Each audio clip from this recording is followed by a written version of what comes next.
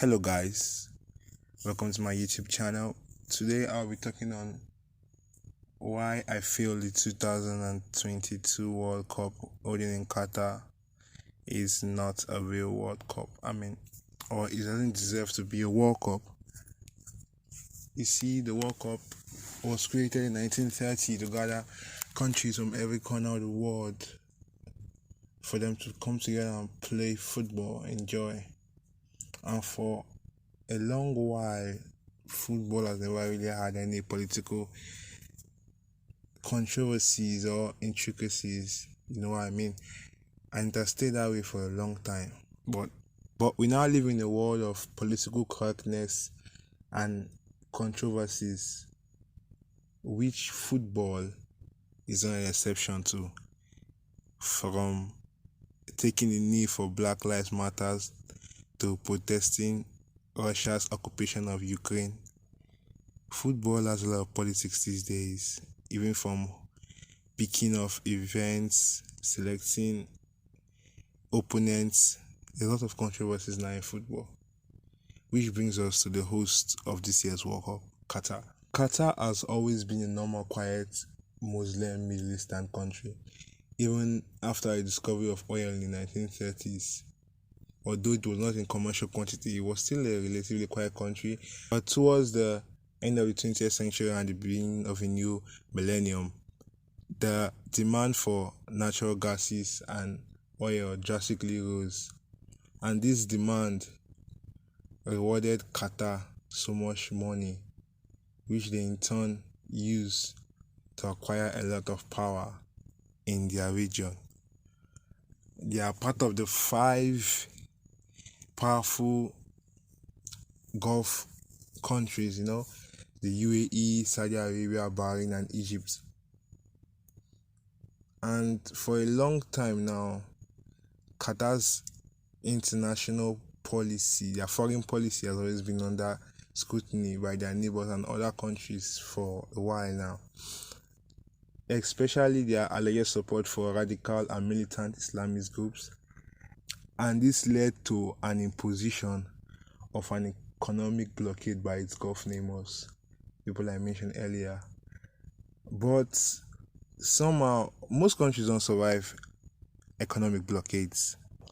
A lot of countries have always suffered from having economic blockades, but Qatar somehow survived, exceptionally too. Because with enough money you can survive virtually anything, right? And so they changed trading partners, and their neighbors had to leave the blockade because they could see that it had no effect on them. Then the media will make you believe that the main issue, the main problem everyone has with Qatar hosting the World Cup is their lack of respect for the rights of the LGBTQ community. But that is not the main issue. The main issue is human rights, although LGBTQ rights fall under that. But the main human rights issue is their treatment of workers in the country, foreign workers, especially the workers that were hired to build the infrastructure that's going to be used for the World Cup. You see, organizations like the Human Rights Watch and the International Trade Union Confederation allege that the kafala system, which is a system used to monitor migrant laborers working primarily in construction and domestic sectors in Gulf Cooperation Council member states, countries like Bahrain, Kuwait, Lebanon, Qatar, Oman, Saudi Arabia, and the UAE. The kafala system leaves migrant workers vulnerable to systematic abuse. Workers could not change their jobs or even leave the country without their sponsors' permission. And in 2013, The Guardian reported that workers have faced poor conditions as companies handling construction forced workers to stay by denying them promised salaries and withholding necessary worker ID permits, thereby rendering them illegal aliens. The report also stated that there was evidence that suggests that the workers were facing exploitation, and a video shown to the labor rights group showed men living in labor camps with unsanitary and dilapidated conditions, bad conditions.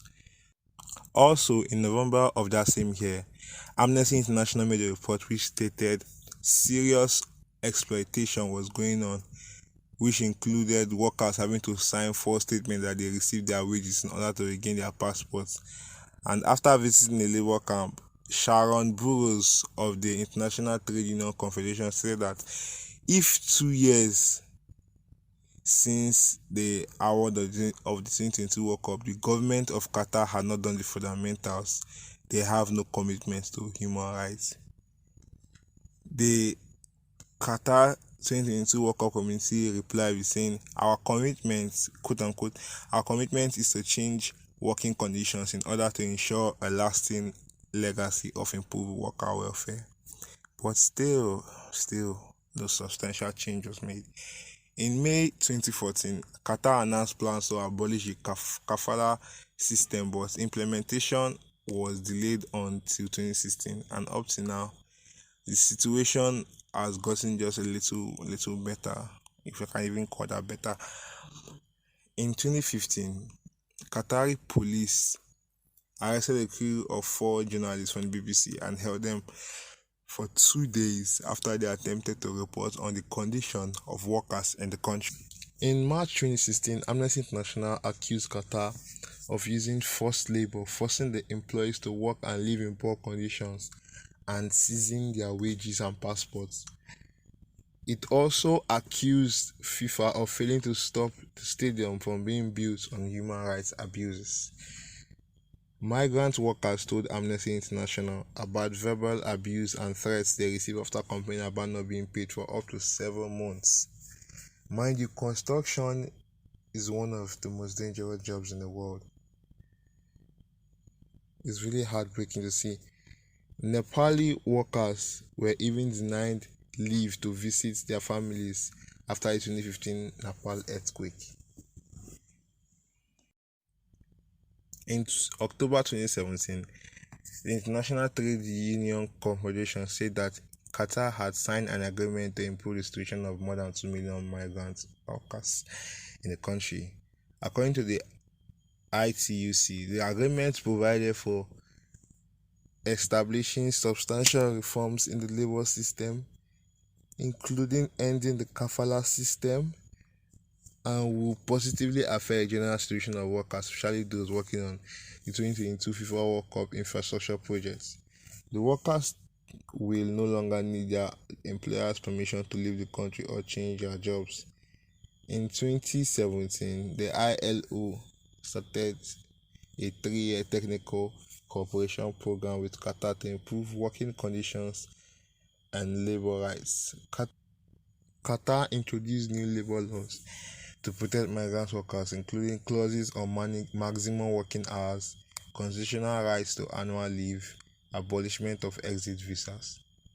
But in February 2019, Amnesty International said Qatar was falling short on promised labor reform before the start of the World Cup, a sentiment that even FIFA backed. Amnesty International also found that the abuses were still occurring. In 2020 April, the government of Qatar provided $824 million to pay the wages of migrant workers in quarantine or undergoing treatment from COVID-19. And in August of that year, the Qatari government announced a 25% increase in the monthly minimum wage for all workers. But the campaign group Migrant Rights said the new minimum wage was too low to meet migrant workers' needs with Qatar's high cost of living. In addition, employers are obligated to pay 30 riyals for food and 500 riyals for accommodation if they do not provide employees with this directly. In February 2021, the Guardian published another report using data from embassies and national foreign employment offices to estimate migrant workers' death toll since the World Cup was awarded to Qatar, and it showed that a very significant portion of the migrant workers who have died since 2011 that's approximately 10 years span, were only in the country because Qatar won the right to host the World Cup. In March of 2021, Henrik Grazoden, the top supplier for the 2006 World Cup for the Euro Championships in 2008-2016, refused to supply Qatar with World Cup turf, according to the company's spokesman, Gideon Vuet. I can't pronounce the again properly. One reason for this decision was the accusation of human rights abuse. In September of the same year, Amnesty International criticized Qatar for failing to investigate migrant workers' deaths. And in February of 2022, a Mexican economist working for the World Cup organizing committee said she had to flee Qatar to avoid a possible jail sentence for extramarital sex after reporting being assaulted to Qatari authorities. In April 2022, Qatar dropped criminal proceedings against the Mexican stadium worker. At the March 2022 FIFA Congress in Doha, Qatar, Liz Klaveness, head of the Norwegian Football Federation, criticized the organization for having awarded the World Cup to Qatar, citing the various controversies surrounding the tournament. In May 2022, Amnesty International accused FIFA of looking the other way while thousands of migrant workers worked in conditions amounting to forced labor, arguing that FIFA should have required labor protections as a condition of hosting. In August 2022, Qatari authorities arrested and deported over 60 migrant workers who protested about non-payment of wages by their employers.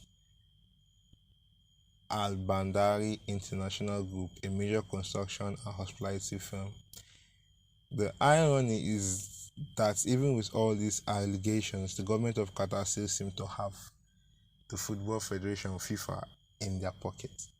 And this is shown evidently in a letter sent out by FIFA to all participating nations on November 5, 2022, telling all of them to cease and avoid any further or current discussion of Qatar's poor human rights record, to respect all opinions and beliefs without handing out moral lessons to the rest of the world, and to focus on the football, as to not allow football to be dragged into every ideological or political battle that exists.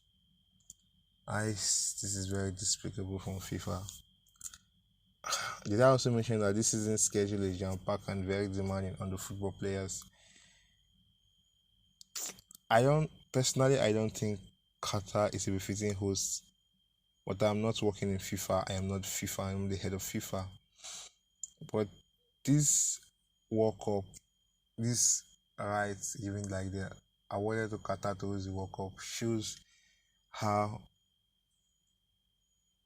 drastically our moral fortitude, our morals as a society is dropping over the years, and I only think it will get worse.